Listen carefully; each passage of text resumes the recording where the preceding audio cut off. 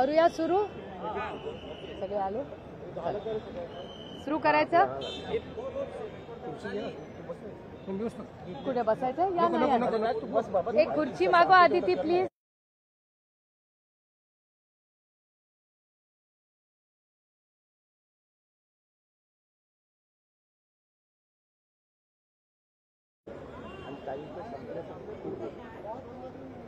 चला, shall we role. नमस्कार.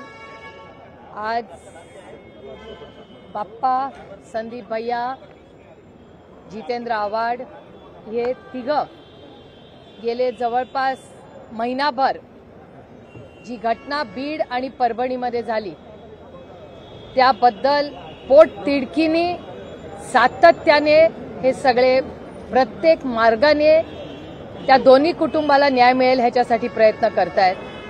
संसदेमध्ये पहिला आवाज कोणी उठवला असेल तर त्या व्यक्तीचं नाव बजरंग अप्पा सोनवणे. बजरंग अप्पा सोनवणेंनी ही घटना झाल्या तातडीने ते पार्लमेंट कामकाज सुरू असताना कामकाज सोडून बीडला गेले. बीडमधून सगळी माहिती घेतली, तातडीने दिल्लीला परत आले.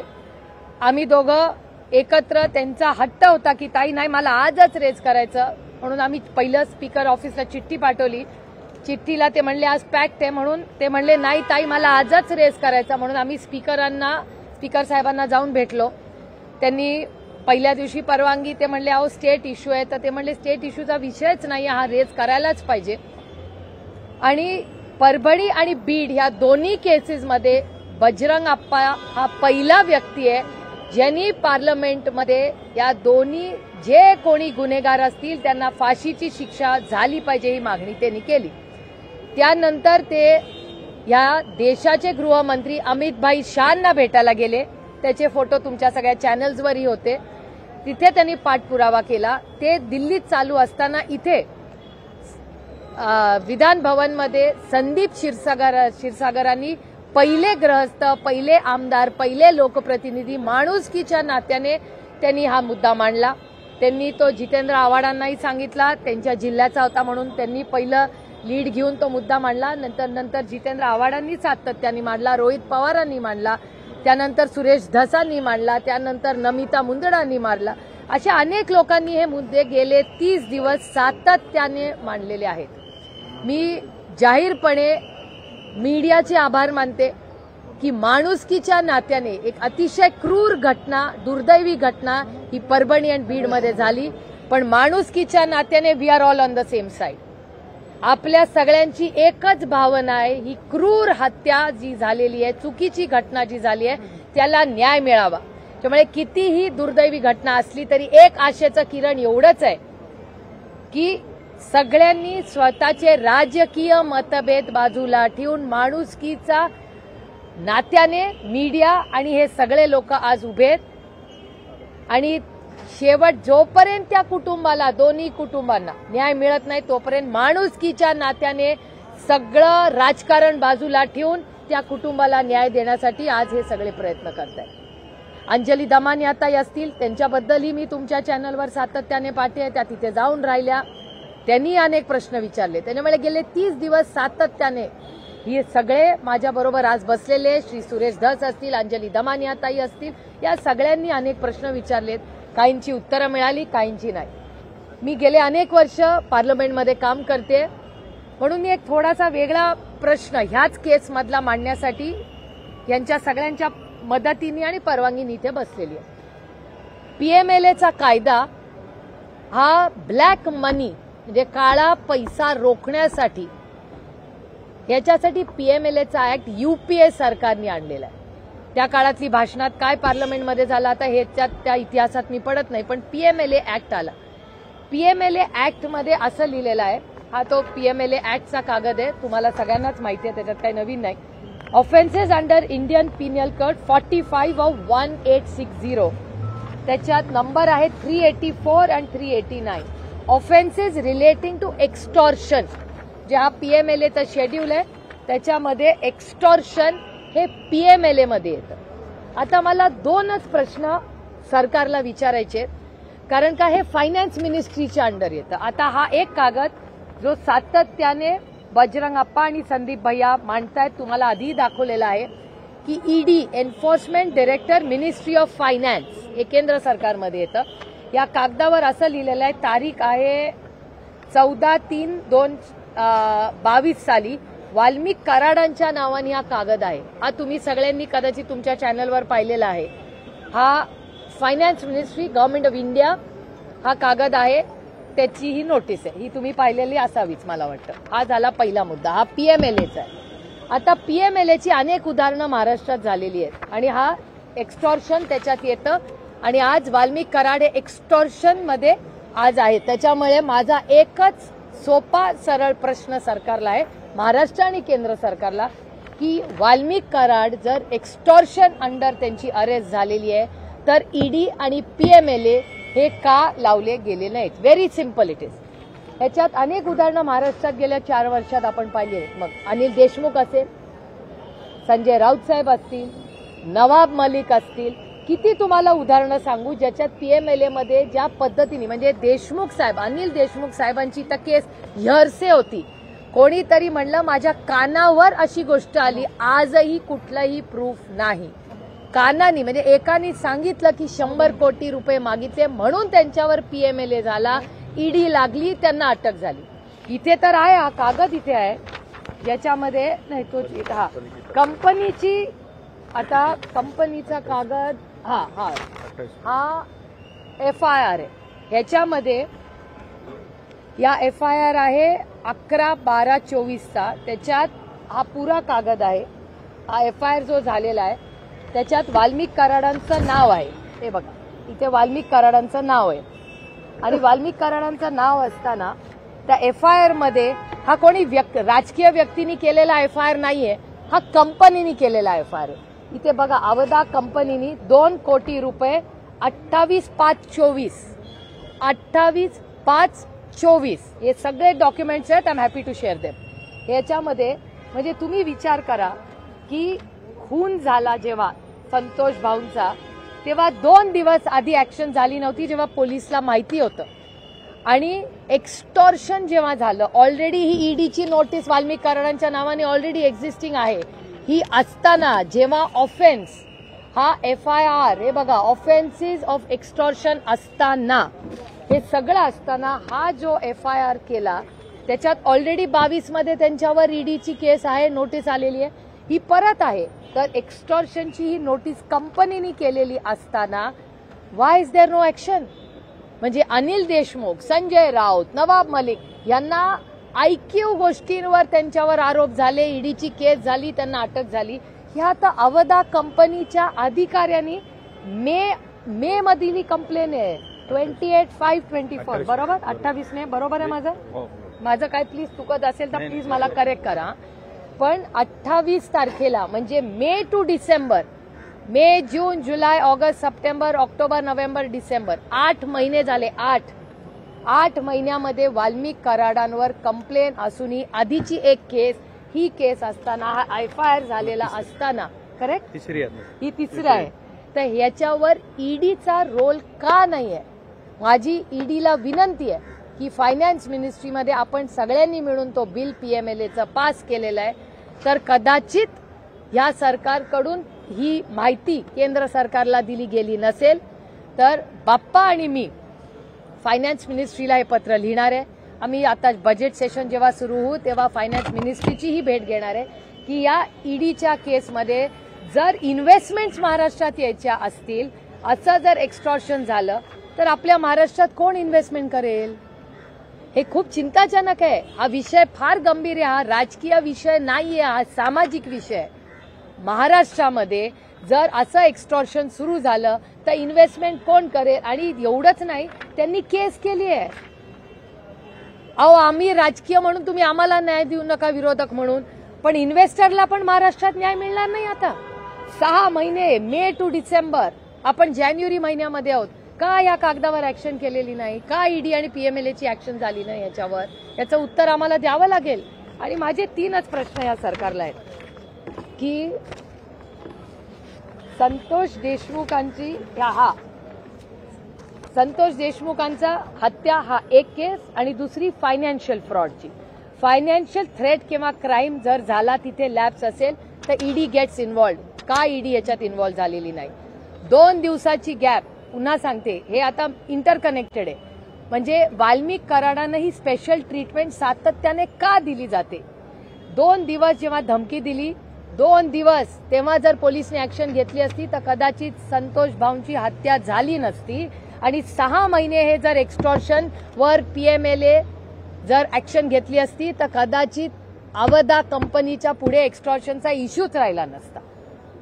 आता ह्याचं उत्तर आम्हाला महाराष्ट्र सरकारला द्यावं लागेल. आणि पुढची गोष्ट, आणि हे मी एकटी मांडलेलं नाहीये, ह्याच्यात ह्या सगळ्या गोष्टी ह्यांनी सगळ्यांनी मांडलेल्या आहेत, सगळ्या पक्षातल्या लोकांनी मांडल्या आहेत, अंजलीताई दमानेंनी पण मांडलेल्या आहेत. पण ह्याच्यापुढे आम्हाला काही उत्तर मिळत नाही. त्याचबरोबर ही एक बागी असताना लाडली बहीण योजना, या योजनेचे अध्यक्ष, प्लीज आय स्टँड करेक्टेड, माझं काही चुकीचं असेल तर I am happy to be corrected, की जेव्हा बीड मध्येची जी कमिटी आहे त्याचे अध्यक्ष हे करेक्ट परळी तालुक्याचे अध्यक्ष आजही करेक्ट आजही वाल्मिक कराड आहेत.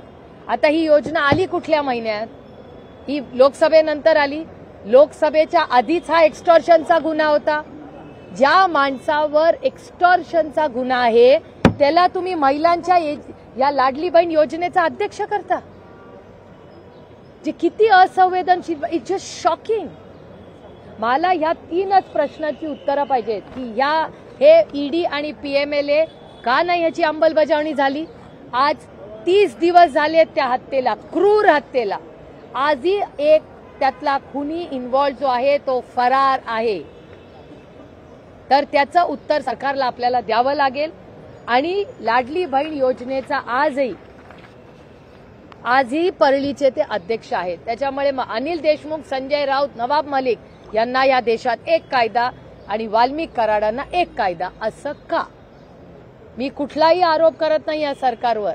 मी फक्त पारदर्शकपणे लोकशाही पद्धतीने प्रश्न विचारते की जर ह्या देशामध्ये हा देश जर संविधानाप्रमाणे चालत असेल तर मग 3 नागरिकांना एक कायदा आणि एका नागरिकाला वेगळा कायदा, याचं उत्तर महाराष्ट्राच्या आणि केंद्र सरकारने द्यावं. आणि हा इश्यू बाप्पा आणि मी महाराष्ट्राच्या मायबाप जनतेच्या वतीने पार्लमेंटमध्ये आम्ही आता जेव्हा 30 तारखेला पार्लमेंट सुरू होईल याच्यात हे मांडणार आहे. आणि याच्यासाठी आम्ही फायनान्स मिनिस्टर ऑफ इंडिया निर्मलाताई सीतारामनांचीही भेट घेणार आहे की त्यांनी आम्हाला समजून सांगावं. कारण का तो ऍक्ट जेव्हा पीएमएलएचा पास झाला तेव्हा मी संसदेत मेंबर होते, तेव्हा आम्ही सगळ्यांनी भाषणं केली आहेत, आम्हाला माहिती आहे ऍक्ट काय. हा फायनान्शियल फ्रॉड तुम्ही सांगताय, मग धनंजय मुंडे पण या फायनान्शियल फ्रॉडचे पार्टनर्स आहेत का? कारण की धनंजय मुंडेच्या ज्या पत्नी आहेत राजश्री मुंडे, त्यांच्याबरोबर देखील वाल्मिक कराड यांचे अनेक खात्यांमध्ये संबंध आहेत, त्याचसोबत जमीन व्यवहार आहेत, हा प्रश्न भागीदारी आहे. नाही, तुमचा प्रश्न हा रास्त आहे, पण त्याचं उत्तर माझ्याकडे नाही ना, मी नाही ना सरकारमध्ये. याचं उत्तर सरकारला द्यावं लागेल. This is the first foot in the door. नाही, हे जे एफआयआर हे घ्या ना, आवाज आहे काय? नाही, हे आहे, मी वाचून दाखवते तुम्हाला. हा एफआयआर आहे, हे काय माझं पर्सनल डॉक्युमेंट नाहीये. हा एफआयआर आहे, हे बघा इथे लिहिलेलं आहे सगळं. तारीख काय आहे? 11/12/24. हे लेटेस्ट आहे. ह्याच्यात आहे वाल्मिक कराड, विष्णू चाटे आणि सुदर्शन घुले. हा I am happy to share this document. आणि त्याचबरोबर हे लिहिलेलं आहे, हे बघा इथे लिहिलेलं आहे. हे सगळं अवधा एनर्जीज प्रकल्प कार्यातून हजर नसताना माझा मोबाईल वगैरे वगैरे हे 2 करोड रुपये सांगितले होते. त्यानंतर वेळेवर वेळी विविध लोकांनी मोबाईलवरून प्रत्यक्ष अप्रत्यक्षरित्या प्रकल्प काम बंद न ठेवल्यास मारहाण करणं व जीवे मारण्याची धमकी दिलेली आहे. हे ह्याच्यात लिहिलेलं आहे. This is not. हे बघा. आणि 28/5/11 वाजता हे सगळं झालेलं आहे. हे सगळं माहिती ह्या एफआयआर मध्ये. नाही, ही बघा, ही ती कंप्लेन आहे. हे तर ईडी आहे, enforcement director ED, ministry of finance. ती ही आहे Rajesh Kumar, assistant director. I consider the attendance of Shri Valmik Karad necessary in connection with investigation. आता हे इन्व्हेस्टिगेशन काय मला नाही माहिती.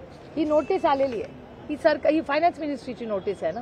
पुढे काय पण झालं? इतके दिवस होऊन सुद्धा धनंजय मुंडे यांचा राजीनामा होत नाही, कारण की तिथे पोलिसांना बदललं जातं, जी SIT जी तपास पथक आहे त्यातले अधिकारी बदलले जातात, पण मात्र मंत्री मात्र कायम राहतात, तर त्याच्यावरती तपासावरती प्रभाव निर्माण होणार नाही का? मला असं वाटतं याचं उत्तर आहे, मी गेले अनेक दिवस म्हणते, त्यांची मागणी ही फक्त आमच्या कुणाकडून होत नाही, फक्त राज्यातून भावना आहे. आणि सरकार काय असतं, सरकार ही लोकांच्या सत्ता काय असते, सत्ता हे एक माध्यम आहे लोकांच्या आयुष्यात एक चांगला बदल घडवण्यासाठी. तर जर चांगला बदल घडवण्यासाठी ती सत्ता असते, इट इज अ टूल, ते एक माध्यम आहे, ती एक सेवा आहे. तर ती सेवा करण्यासाठी आता तुम्हाला माहिती आहे की अशोक चव्हाणांनी पण नैतिकतेने दिलाच होता राजीनामा. अशी किती उदाहरणं महाराष्ट्रात नाही देशात झालेली आहे. अहो, एक काळ असा होता की एखादा रेल्वे ऍक्सिडेंट झाला ना तर रेल्वे मंत्री राजीनामा द्यायचे. लालबहादूर शास्त्री, रिमेंबर दोज, ते होते. किती लोकांनी असे दिलेले आहेत.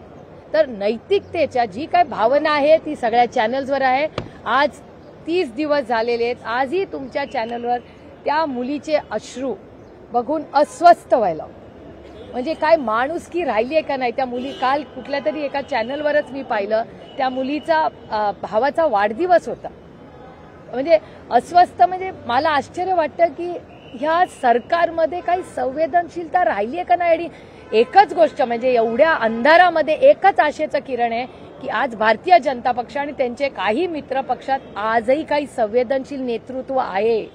सुरेश धस, सोलंकीजी हे बोलतायत, त्याच्यामुळे मला आशेचं किरण आहे की एवढे ह्या संवेदनशील नेत्यांनी ह्या सगळ्यांबरोबर सगळे राजकीय इलेक्शन्स होतात आणि जातात, माणुसकीच राहते, नातीच राहतात. गृह मंत्रालयाचं हे फेल्युअर आहे का? कारण की आज 1 महिना होतोय हत्येला आणि तरी देखील कृष्णा आंधळे नावाचा जो 7वा आरोपी आहे तो अजून देखील अटकेत नाहीये. पोलीस आपला तपास करतात, परंतु पोलिसांना यश प्राप्त होत नाहीये. असं मला महाराष्ट्राच्या पोलिसांचा खरं सांगू सार्थ अभिमान. मला महाराष्ट्राचे पोलिसांबद्दल म्हणजे जेव्हापासून मी लहानपणापासून बघते त्या वर्दीचा मला अभिमान आहे, त्या व्यक्तींचा मला अभिमान आहे. एक कॉम्पिटेटिव्ह एक्झाम घेऊन या पोलीस मध्ये भरती होतात, कष्टांची परिकष्टा करतात. न्यू इयरला आपण सगळे एन्जॉय करतो तेव्हा ते ड्युटीवर असतात, पण ती जी यंत्रणा त्यांच्या मागे, पोलीस वाईट नाहीये, पोलीसच्या मागे जी व्यक्ती आहे जी त्याला चुकीचं काम करायला लावते, अनेक वेळा अशी घटना महाराष्ट्रात झालेल्या आहेत ज्या पोलिसांनी सांगितलंय बाबा हे मी करू शकत नाही, मग बदली पण झालेली. त्यामुळे ह्या गोष्टीचा विचार. आणि दुसरं, आता हा फायनान्शियल फ्रॉडचा पण उत्तर द्यावंच लागेल ना. म्हणजे 2 केसेस आहेत त्या, एक फायनान्शियल फ्रॉड ED आणि PMLAची आणि दुसरी खुनाची. खून झाला या देशातल्या राज्यातल्या एका मुलाचा. हो, त्या कुटुंबाला न्याय नाही देणारी नैतिकता गेली कुठे या समाजातली, हा प्रश्न आणि या सरकारमधली हा प्रश्न मला पडतो. उपमुख्यमंत्री मॅडम, गृहमंत्री आणि उपमुख्यमंत्री नरेंद्र मोदी यांना पाठीशी घालतात असं वाटतंय? आय मीन, बोला, ही भावना आहे लोकांची, अस्वस्थ करणारी गोष्ट आहे. कोणी या सगळ्याचा विचार आपण सगळ्यांनी केला पाहिजे. हा काय आम्ही राजकीय, म्हणजे माझं तर म्हणणं आहे राजकारण याच्यात कोणीही आणू नये या मताची मी. हा राजकीय विषयच नाही, हा एक सामाजिक माणुसकीचा विषय आहे. त्याच्यामुळे आपण सगळ्यांनी मिळून, आणि मी मीडियाचे मनपूर्वक आभार मानते की तुम्हीही जे सहकार्य सगळ्यांना केलं, राऊंड द क्लॉक तुम्ही 24 तास ती स्टोरी फॉलो करता. कारण का, आणि जो पत्रकार बीडला जाऊन आलाय तो पत्रकार प्रत्येक जण इधर कॅमेरा किंवा ऑफ कॅमेरा रडलेला आहे का नाही मला खरं सांगा. अस्वस्थ झालेले पत्रकार तिथे आलेले, प्रचंड दहशत आहे तिकडे, आणि दहशत महाराष्ट्रात आम्ही टिकू देणार नाही. मग कुठल्याही पक्षाची असू दे, काय माणुसकी आहे का नाही. हो, दहशत या विषयावर सांगतो, तुमच्यातला एक पत्रकार दहशतीला घाबरून सगळे विषय सोडून पुण्याला निघून आला. तुम्ही चौकशी करा. तो अतिशय चांगली पत्रकारिता करत होते. खूप दिवसानंतर ग्राउंड रिपोर्ट येत होते, त्याच्या मागे लोक ठेवली, तो जिथे जाईल तिथे लोक गेली. शेवटी तो इतका अस्वस्थ झाला की तो तिथलं सगळं पत्रकारिता वगैरे सोडली आणि घरी निघून आला. तुम्हाला सगळ्यांना नाव पण माहिती आहे, मी नाव नाही घेत, त्याला मला अडचणीत नाही आणायचं आहे, पण हे अनफेअर आहे यार, हे काय चालू आहे. माझी महाराष्ट्राच्या माननीय मुख्यमंत्र्यांना विनम्र विनंती आहे, एक आई म्हणून, एक महिला म्हणून, एक नागरिक म्हणून आणि एक लोकप्रतिनिधी म्हणून. कधी तर एवढी मोठी मेजॉरिटी या सरकारला मिळाली, ब्रूट मेजॉरिटी इंग्रजी, एवढा मोठा संख्याबळ त्यांना मिळालंय, दोन कुटुंबांना एवढी मेजॉरिटी मिळाल्यावर आपण न्याय नाही देऊ शकत. दोन्ही कुटुंबांना न्याय द्यायची नैतिक जबाबदारी या सरकारची आहे. परभणी आणि बीड दोन्ही घटना न्याय हा मिळालाच पाहिजे आणि माणुसकीच्या नात्याने अतिशय संवेदनशील. आणि ह्याचा तर मी आणि बाप्पा आता जेव्हा दिल्लीला जाऊ तेव्हा आम्ही फायनान्स मिनिस्ट्रीकडे आणि बाप्पा परत अमित भाई शहांना भेटायला जाणार आहेत, कारण का त्यांनी वेळ मागितलेली आहे. तर ते होम मिनिस्ट्रीच्या कामानिमित्त ते जाणार आहेत. तिथे पुन्हा ते न्याय मागण्यासाठी दिल्लीला जाणार आहेत आणि फायनान्स मिनिस्ट्रीच्या मध्ये आम्ही दोघंही एकत्र मिळून फॉलोअप करणार आहोत. परभणी आणि बीड दोन्ही ते बाप्पा बोला ना, बीड आणि परभणीचं बीड आणि परभणीचे जे विषय झालेले आहेत, बीडचा सुद्धा एवढा वाईट विषय किती दिवसांना आम्ही लावून धरतोय आणि याच्यासाठी अमितभाई शहा यांची वेळ मला ताईंनी मागच्या वेळेस मी घेऊन दिली आणि आता पण वेळ मिळते. मी जाणार आहे त्यांना भेटून आणि या आरोपीला अटक झाली पाहिजे. ह्याच्यात जे आमच्याकडे हा सामूहिक गुन्हा आहे, एक नाही टोळी युद्ध चालू आहे. बीड जिल्ह्यामध्ये एक माणूस करतो पण त्याच्या मागे अशा 1000 लोक तयार केले त्यांनी. म्हणजे जे लोक की गुंड तयार करायचा फॅक्टरी आमच्या बीडमध्ये आहे आणि ते थांबली पाहिजे. आणि मुख्यमंत्र्यांनी सुद्धा सांगितलं की आम्ही मोकोका लावणार, सगळ्याला सामूहिक गुन्हेगार डिक्लेअर करणार, पण आणखी तर काही 1 महिन्यात काही झालं नाही. आणि आता ह्या गोष्टीसाठी आम्ही सर्वजण आणखी एकदा अमित भाईची माझी मागणी अशी होती की ताईंना हे सर्वजण आम्ही की आम्हाला सीबीआय चौकशीची मागणी करायची होती, ज्याने की महाराष्ट्र पोलिसांवर दबाव नाही. सर्वजण आम्ही की आम्हाला सीबीआय चौकशीची मागणी करायची होती, ज्याने की महाराष्ट्र पोलिसांवर दबाव जर असेल तर कमीत कमी केंद्रातून तरी होईल. नाही जाऊन भेटणार ना मी फायनान्स मिनिस्टरला. म्हणजे बाप्पा आता होम मिनिस्ट्रीला जाऊन भेटणार. परभणी आणि बीड दोन्ही केसेससाठी बाप्पा दिल्लीला चाललेत. ते दिल्लीच्या होम मिनिस्ट्रीची गृहमंत्र्यांची भेट घेणार आहेत दोन्ही केसेससाठी, बीड आणि परभणी. आणि मी स्वतः जेव्हा दिल्लीला जाईन आता पार्लमेंटसाठी तेव्हा आम्ही दोघं मिळून पीएमएलएची जी केस आहे, कारण का it's a clear PMLA ED case, it's evident. मग ईडी का नाही ऍक्शन घेते? अनिल देशमुखांवर हिअरसेवर तुम्ही ऍक्शन घेता, तुम्ही संजय राऊतांना अटक करता, तुम्ही नवाब मलिकांना अटक, या सगळ्यांना अटक होते. मग वाल्मिक कराडांना 2 वर्षापूर्वी ईडीची नोटीस आली. ही क्लिअर पीएमएलएची केस आहे आणि ही आम्ही नाही केलेली कोणी केस. ही अवधा नावाची जी कंपनी आहे एफआयआर मध्ये नाव आहे. This is nothing is manufactured, it is factual. आणि माझं म्हणणं एवढंच आहे की या राज्यामध्ये जर अशा केसेस एक्स्टॉर्शनच्या झाल्या तर it will hurt the investment of the state. या राज्यामध्ये इन्व्हेस्टमेंट करणारा आज मी काल 1 नेशन 1 इलेक्शनच्या मीटिंगसाठी दिल्लीला गेले होते. 30-35 खासदार मला तिथे लॉबीमध्ये भेटले. जो भेटे मला एकच प्रश्न विचारले, सुप्रिया तुम्हारे महाराष्ट्र में बीड और परभणी में क्या हो रहा है? प्रत्येकाला सांगून सांगून थकून गेले मी की मला इतकं वाईट वाटलं की ज्या महाराष्ट्राबद्दल सार्थ अभिमान आम्हाला सगळ्यांना आहे की या देशामध्ये या राज्यात क्राईम होत नाही, समतेची भाषा या राज्यांनी दिशा द्यायचं काम केलं. त्या महाराष्ट्रामध्ये एक गरीब कष्ट करणाऱ्या स्वतःच्या कर्तृत्वाने कष्टाने उभं राहिलेल्या 2 कुटुंबाच्या मुलांचा अशी हत्या होते.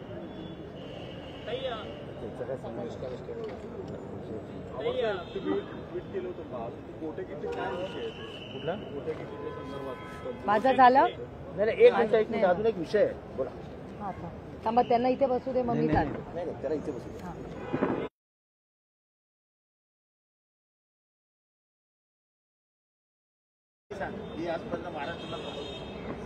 या ठिकाणी आपण जर पाहिलं असेल तर परळी या तालुक्यामध्ये, परळी या मतदारसंघामध्ये कुठलाही कायदा राहिला नाही. आणि मी या ठिकाणी शरद पवार गटाचा उमेदवार होतो, पक्षाचा उमेदवार असताना 201 बूथ वर एकही माणसानं मतं केलेले नाही. एकच माणूस मतदान करतो. माणूस येणार, 1000-2000 असे स्टॉल लावून पैसे वाटप. या ठिकाणी पैशाचे ही त्या माणसानं 2000 रुपये 1000 रुपये घ्यायचे, मध्ये जायचं, आयडेंटिटी दाखवायची, शाई लावायची आणि बाहेर जायचं. बटन दाबताना एकच माणूस, धनंजय मुंडेंनी जी पॉलिसी केली त्या पॉलिसीमध्ये एकच माणूस बटन दाबतो. असे 201 बूथ तुम्हाला या ठिकाणी ताब्यात घेतले. अशी जर निवडणुका महाराष्ट्रात झाल्या तर बिहार सुद्धा महाराष्ट्राला परळीला लाजायला ही वेळ आली या ठिकाणी परळीला आलेली आहे. आता तेवढंच नाही तर ही बोगस मतं होईल. बाप्पाच्या निवडणुकीमध्ये लोकसभेमध्ये मतदान बोगस झाले. याच्यावर कोर्टात गेलो, हायकोर्टात गेलो. हायकोर्टानं 122 बूथ अतिसंवेदनशील म्हणून घोषित केले. आपल्या लोकसभेनंतर हायकोर्टानं घोषित केल्यानंतर त्या ठिकाणी सांगितलं की तिथं सक्षम अशी सीआरएफचे जवान लावून त्या ठिकाणी मतदान घ्या, इन कॅमेरा मतदान घ्या. तुम्ही बघितलं, मी एका कॅमेऱ्यावर गेलतो सकाळी 8:15 धर्मापुरीला 40 वर्षानंतर मी एका बूथला गेलो धर्मापूरला. 40 वर्षात त्या बूथवर सुद्धा कुणी माणूस जात नाही. 40 वर्ष बूथला गेलो तर तुम्ही बघितलं की ते तुमचा तो व्हिडिओ गाजला मीडियावर की माझ्या सगळ्या अंगावर यायची वेळ आली. सगळे माणसं तिथं सगळं बांधणार ते आमचं राज्य इथं असलं सरकारचं राज्य चालत नाही. आमचं राज्य असतं स्वतंत्र. तुम्ही इकडे आलातच कस काय हा प्रश्न मला उमेदवाराला विचारायला लागले की तुम्ही या बूथवर कस काय आलात. म्हणजे ज्या गावात 5 बूथ आहेत त्या गावात तुम्ही कस काय आलात हे जर उमेदवाराला प्रश्न विचारत असतील तर मतदारांनी काय करायचं. सर्वसामान्य माणसाचा सर्वसामान्य मतदार हा परळी तालुक्यातला हातबल झाला. हातबल झाला. माणसं भयभीत झालेत. ही सगळे वाळू माफिया, ही सगळे राख माफिया, आता ही विमा माफिया, ही सगळे वेगळे वेगळे वेगळे माफिया ताकदबाज लोक झालेत. प्रचंड ताकद झाली, प्रचंड शक्ती झाली. किंवा त्या परिसरामध्ये मराठवाड्यामध्ये कुठेही 302 झालं की 302च्या माणसाला जर भेटायला गेला वाल्मिकांना धनंजय मुंडेंना तर लगेच त्याला एक काळी स्कॉर्पिओ आणि 10 लाखाचं बक्षीस देतात. लगेच आमच्या कामाला लाग. मग या अशा जर टोळ्या तयार झाल्या तर महाराष्ट्रात लोकांना राहायचंय का नाही. बीडच्या आज काय अवस्था झाली साहेब. बीडमध्ये म्हणायला आम्हाला लाज वाटायली. पोराचे उद्या लग्न सुद्धा होणार नाही साहेब. कोण मुलगी देणार एवढा बिहार म्हणल्यानंतर. काय परिस्थिती झाली साहेब. प्रत्येक माणूस हा तिथला हातबल झालाय. कुणाची बोलायची ताकद राहील नाही, शक्ती राहील नाही. या ठिकाणी मी खासदार साहेब असतील, मी आमचे आमदार संदीप भाई असतील यांचं मी अभिनंदन करतो. किमान प्रश्नाला सुरुवात केली. जितेंद्र आव्हाड साहेबांचं मी अभिनंदन करतो की बीडमध्ये येऊन प्रश्न मांडला. हे वंजारा नाहीत का मग. माधव पाटीलला तुम्ही एकाच नाव घेत आहे. यापूर्वी बीडमध्ये क्षीरसागर कुटुंबियांचा विषय होता. त्याविषयी काय बोलणार आहात का. इतर विषयांविषयी बोलणार आहात का रे. आम्ही आता मी याचं उत्तर देते हा विषय नंतर करताय. आम्हाला विषय बोलायचे विषय होता. त्या विषय इतकं पुढे नेतात. कुलकर्णी साहेब गेले महिनाभर तो माझ्याशी बोलतोय. त्याच्या मनातल्या व्यथा मला माहिती आहेत. बोलण्याची हिंमत होत नव्हती. मी 6 बीडमध्ये तुम्हाला खरं सांगतो ज्यांच्यावर सगळ्यात गुन्हेगारी विषयी विचारतो आवाज साहेब.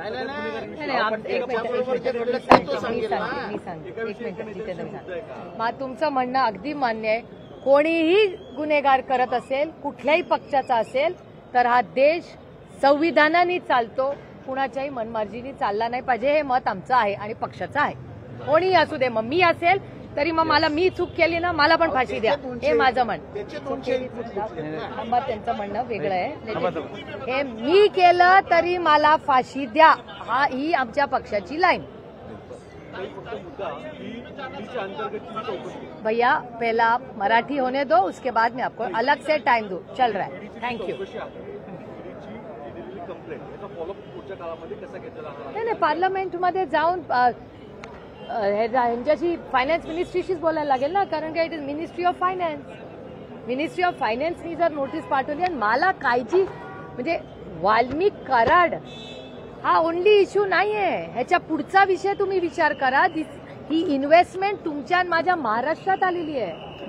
महाराष्ट्रात इन्व्हेस्टमेंट येणार आणि वाल्मिक कराड व्यक्तीचा नाही या प्रवृत्तीचा प्रॉब्लेम आहे आम्हाला. For us Walmik Karad is mister x.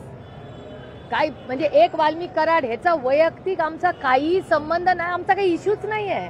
माझं म्हणणं ही प्रवृत्ती थांबली पाहिजे. जर महाराष्ट्रात इन्व्हेस्टमेंट यायला हवी असेल तर extortion has to stop. STOP थांबलं पाहिजे. तर कोण इन्व्हेस्टमेंट करणार. आणि जर एवढ्या मोठ्या कंपनीज इन्व्हेस्टमेंट करत असतील आणि त्यांना जर पोलीस स्टेशनमध्ये जाऊन न्याय मिळत नसेल तर काय करावं तुम्ही मला सांगा. इथे आपण म्हणतो रोल काय ते मॅग्नेटिक महाराष्ट्र. मॅग्नेटिक महाराष्ट्रामध्ये बसतं का तर नाही बसत. इट इज ह्याच्यात महाराष्ट्राचं नुकसान होतंय. तुम्ही फक्त काय त्यांचं नाव वाल्मिक कराड हा केंद्रबिंदू नाहीच आहे. आपल्याला ही प्रवृत्ती थांबायची आहे. कारण का महाराष्ट्रात सुसंस्कृत महाराष्ट्राला हे शोभत नाही. आपण इन्व्हेस्टमेंट्सला लाल कार्पेट दिलं पाहिजे. या तुम्ही इन्व्हेस्टमेंट करा. आम्ही आहोत तुमची सेवा करण्यासाठी. तुम्ही चांगल्या इन्व्हेस्टमेंट्स करा. आमचा GDP वाढवा. आमच्या पोरांना मेरिटवर नोकऱ्या द्या. महाराष्ट्रातल्या कर्तृत्ववान मुलं आणि मुलींना. याच्यासाठी तर MIDCs केल्या ना. कैलासवासी यशवंतराव चव्हाणांनी MIDCs का आणल्या आदरणीय पवार साहेबांनी MIDCs का वाढवल्या, तर आपली GDP वाढून आपल्या राज्याची एक वेगळी ओळख व्हावी, याच्यासाठी हे झालं ना. तर ही प्रवृत्ती आपण थांबवली पाहिजे कुठेतरी, ह्याच्यासाठी हे सगळे लढतायत. It is not a personal thing. Personal काय आहे, ही प्रवृत्तीच्या विरोधात आम्ही लढतोय आणि आम्ही न्याय मागतोय.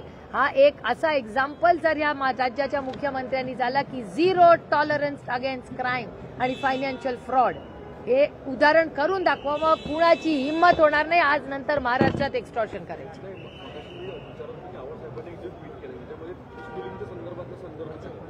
पिस्तूल मोठ्या गीताचं नाव का घेतलं? बापू आंधळेला ज्यांनी गोळी मारली, हे बघा, हे एका केसपुरतं मी बोलत नाहीये. ह्याच्या आधी घडलेल्या सगळ्या गुन्ह्यांमध्ये वाल्मिकी कराडचंच का नाव येतं? हा जे बोलला ना, की लोक बोलत नाही आहेत. रामकृष्ण भांगर 8 महिने फरार आहेत, घराला टाळा लावलाय, त्यांच्या घरी जाऊन त्यांच्या पोरीला दम दिलाय. तुम्हाला बीडची ग्राउंड रियालिटी माहितीच नाहीये, म्हणजे मलाही माहित नव्हती. आता लोक स्वतःहून मला फोन करतायत की साहेब हा विषय तुम्ही घ्या, हा विषय तुम्ही घ्या. माझ्याकडे 27 विषय आणून दिले लोकांनी मला सांगितलं, ज्या दिवशी वाल्मिकी कराड 302 मध्ये जाईल, बीडमध्ये फटाके वाजवून लोक कंप्लेंट करायला. अहो, यांनी मागणी केलीच आहे ना. सुरेश धस, तुम्ही केली आहे ना मागणी, संदीप दादांनी केला, तुम्ही केली आहे. आम्ही तर सांगतो तोच प्लॅनर आहे, पण तो एका गुन्हापुरता मर्यादित नाही. आम्ही ज्युडिशियल इन्क्वायरी का मागतोय? हो, ज्युडिशियल पारदर्शक इन्क्वायरी ती पारदर्शक व्हावी आणि सगळ्यांना संधी मिळावी कंप्लेंट करण्याची. मला गोट्या गीते ना, गोट्या गीतेला सांगितलेलं काही झालं तरी एकाला ठार करून घ्यायचं का, तर त्यांना एक आरोपी करायचं होतं. त्या आरोपीचं नाव बबन गीते. त्यांना कुठल्याही परिस्थितीत बबन गीतेला आत घालायचं होतं, जेणेकरून विधानसभेच्या निवडणुकीत बबन गीते बाहेर नाही राहिला. हा गोट्या गीतेचा काही संबंध नाही, बापू आंधळेचा काही संबंध नाही. गोट्या गीते गेला आणि बापू आंधळेला गोळी मारली. आमची एवढीच अपेक्षा आहे की बीड आणि परभणीच्या दोन्ही केसेसमध्ये दोन्ही कुटुंबाला न्याय हा मिळालाच पाहिजे. पारदर्शकपणे इन्क्वायरी झाली पाहिजे. जे कोणी त्याच्या मागे असतील त्यांना संविधानाच्या चौकटीत शिक्षा झाली पाहिजे, एवढी आमची मागणी आहे. 2 दिवस आधी चर्चा सुरू होती की तुम्ही प्रफुल्लभाईंना फोन केला, खरंच केला, तटकरे साहेबांविषयीची काही भूमिका मांडली, खरंच तशी मांडली? चर्चा सुरू होती. मला ह्याच्यातलं काही माहिती नाही. खासदारांना संपर्क केला जातोय अजित पवार यांच्या गटात? सगळ्या खासदारांनी त्यांची स्टेटमेंट्स काल तुमच्या सगळ्या चॅनलवर दिलेली आहेत. नाही, तुम्ही प्रफुल्लभाईंना फोन केला का? एवढंच फक्त. मला ह्याच्यातलं काही माहिती झाला. अभी क्या है, अभी हो गया, हमारा मीटिंग है अंदर.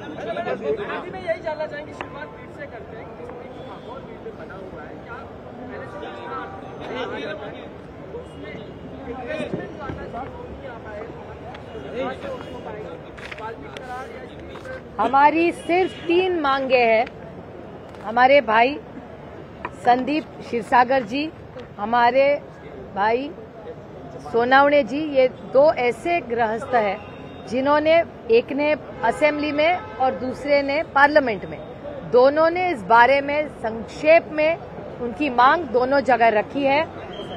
सोनावणे जी अमित शाह जी को भी मिल चुके हैं.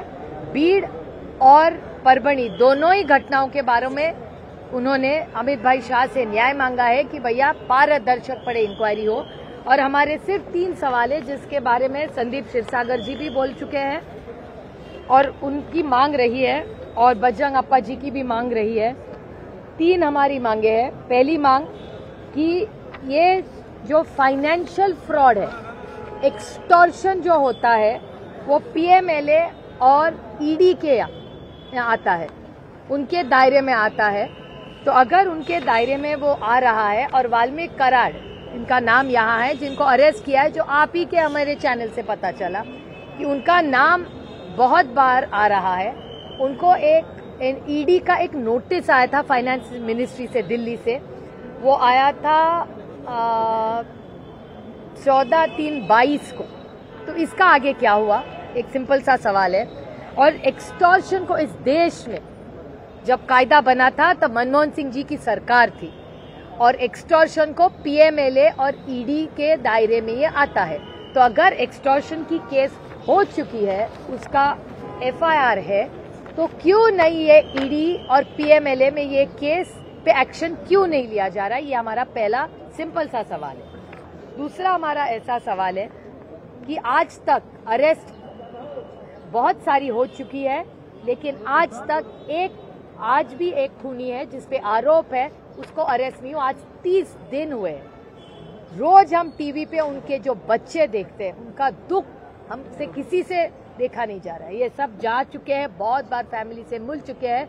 आदरणीय पवार साहब ने उनको वायदा किया है, उन बच्चों की सारी जिम्मेदारी हम सब प्यार से लेंगे। हम इसमें कोई भी राजनीति नहीं लाना चाहते।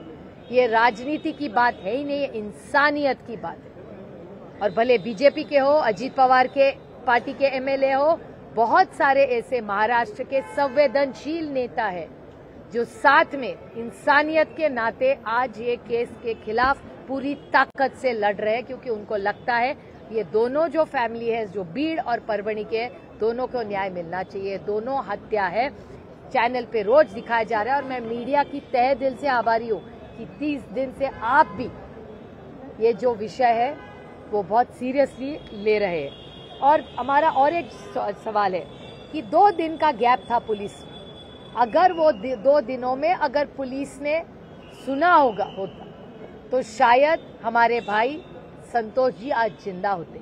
और जो केस एक्सटॉर्शन का हुआ था वो 6 महीने पहले, अवधा नाम की जो कंपनी है, 6 महीने, उसका एफआईआर यही है, उसके सारे डिटेल्स आप ही के पास है। तो ये यहाँ लिखा हुआ है कि 6 महीने पहले की ये बात है। तो 6 महीने में एक्सटॉर्शन अगर पीएमएलए और ईडी की दायरे में आता है तो इस पे एक्शन क्यों नहीं लिया गया, और नहीं लिया गया तो आप कब लेंगे, ये हमारा सवाल है। और तीसरा सवाल है कि लाडली बहन योजना ये लोकसभा के बाद आई, तब तक तो ये तो केस आ चुका था। ईडी, पीएमएलए, एक्सटॉर्शन, मर्डर, सारे जो आरोप इस दुनिया में हो सकते सारे इस गृहस्थ पे थे। श्री वाल्मीकि कराड जी, अगर उनको इतनी सारी नोटिस आई थी तो लाडली बहना योजना के अध्यक्ष परली पे ये श्री वाल्मीकि कराड, उनको कैसे किया गया? जिस आदमी पे एक्सटॉर्शन का आरोप है उसको आप लाडली बहन के योजना का अध्यक्ष करेंगे? और 6 महीने से ये चल रहा है, आज की बात नहीं है। संदीप भैया हो, बजरंग सोनावणे, सारे सवाल पूछते गए, लेकिन सुनने वाला कोई नहीं था। और उसके बाद ये जब हत्या हुई तो क्या हमको, अगर इनकी बात सुनी होती तो हमारे भाई संतोष आज जिंदा होते। इसका जवाब और हिसाब देना पड़ेगा। नई दिल्ली विधानसभा चुनाव के लिए be serious about this issue. अभी मुझे क्या पता, इसका जवाब सरकार को देना पड़ेगा ना। महाराष्ट्र सरकार के जवाब है, मैं तो विपक्ष में हूँ, और मैं यहाँ विपक्ष के नाते नहीं आऊँ, हम इंसानियत के नाते यहाँ बैठे। इंसानियत के नाते आज इस सरकार की जिम्मेदारी है कि जो सारे पार्टी के, सुरेश धस जी हो, अंजलि दमानिया जी हो, सोलंकी जी हो जो अजीत पवार के पार्टी से है, तो वो मिसेस मुंदड़ा हो जो वहाँ की सांसद, ये विधायक है, उन सारों ने साथ मिलके इंसानियत के नाते इसका जो भी न्याय हो, उस फैमिली को जब तक न्याय नहीं मिलेगा, हम राजनीति से उठ के इंसानियत के नाते ये दोनों फैमिलीज, परभणी और बीड़ की फैमिलीज के लिए पूरी ताकत से इंसानियत के नाते लड़ेंगे।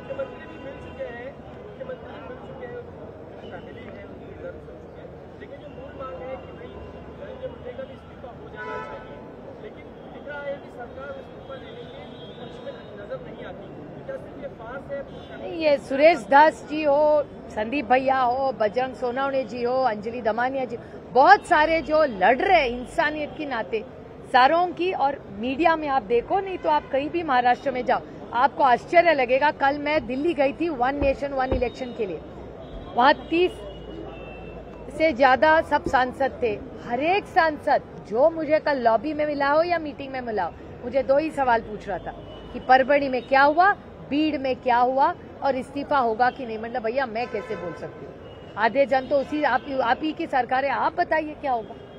हम तो इंसानियत के नाते ही मांग रहे हैं। क्योंकि आप विपक्ष में है, क्या किसी तरह का प्रोटेस्ट ऑर्गेनाइज किया जाएगा विपक्ष की तरफ ये से? विपक्ष की बात ही, कोई भी प्रोटेस्ट विपक्ष के तरह नहीं है। ये पूरी केस इंसानियत के नाते ही लड़ी जाएगी। ये कोई विपक्ष और सत्ताधारी का सवाल ही नहीं है, इंसानियत का सवाल, न्याय का सवाल है, संविधान का सवाल है। एक minute, one question at a time.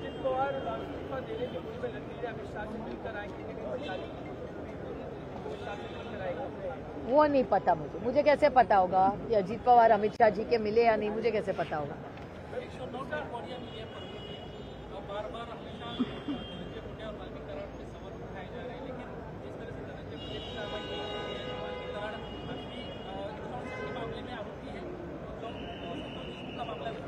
Suresh Dhas, Bajrang Sonawane और संदीप भैया क्षीरसागर, तीनों की मांग रही है, जो मैं आप ही के चैनल पे तीनों की मांग मैंने देखी है कि 302, correct, please correct me if I am wrong, 302 में इन सब के नाम आए और केस चलाई जाए, ऐसी मांग सुरेश धस, बजरंग सोनवणे और संदीप क्षीरसागर जी की मांग है, जो आप ही के चैनल्स पे आई है।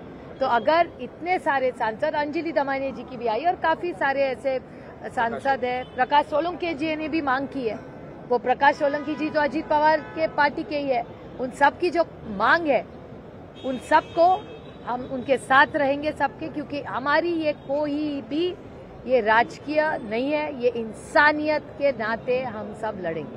पुण्यात हत्यांचं सत्र सुरू आहे, पुण्यात हत्यांचं सत्र सुरू आहे, मोदारे नावाच्या मुलीचा हत्या मृत्यू झालेला आहे, याकडे कसं पाहता? राज्यामध्ये गुन्हेगारी वाढली आहे, हा डेटा सांगतो की मी नाही, तुमच्या सगळ्या चॅनल्सवर स्पेशल शोज होत आहेत। मी मागच्याही आठवड्यात ही विनंती केली होती की महाराष्ट्राच्या मुख्यमंत्र्यांना एवढं मोठं मॅन्डेट मिळालेलं आहे, हे मॅन्डेट मिळाल्यानंतर त्यांना माझी विनंती आहे की त्यांनी एक ऑल पार्टी मीटिंग बोलवावी आणि महाराष्ट्रातली ही जी परिस्थिती आहे ती सगळ्यांनी मिळून गांभीर्याने त्याच्यावर चर्चा करावी, ही मी सातत्याने मागणी करतो। मैडम, एक आखिरी सवाल ये है कि दिल्ली में जिस तरीके से स्थिति बनी है, केजरीवाल पूरे दमखम से लड़ रहे हैं, शिवसेना हो, टीएमसी हो, इन्होंने अपना समर्थन दिखा दिया है, लेकिन इस समर्थन देते हुए कहीं ना कहीं कांग्रेस अलग थलग पड़ी है क्या? वहाँ एक सशक्त लोकतंत्र, नहीं, एक सशक्त लोकतंत्र में किसको कैसे इलेक्शन लड़ना है इसका अधिकार उनको मिला है लोकतंत्र में, तो मेरे ख्याल से एक सशक्त लोकतंत्र में हर एक को वो अधिकार। पृथ्वीराज चौहान, मैडम, पृथ्वीराज चौहान जो कहते हैं कि केजरीवाल जीत सकते हैं, ऐसी परिस्थिति है, ऐसे में कांग्रेस खुद नाराज है पृथ्वीराज चौहान से कि वो पार्टी में है और केजरीवाल का नहीं, मैंने ये स्टेटमेंट सुना नहीं है, तो जब तक मैं सुनूं नहीं मैं कुछ कहनी, टिप्पणी नहीं कर सकती। इसको सपोर्ट एक्सटेंड करिए कांग्रेस को। अभी वो बात होगी, हमारी मीटिंग के बाद आपको बोल देंगे। ठीक है, अरे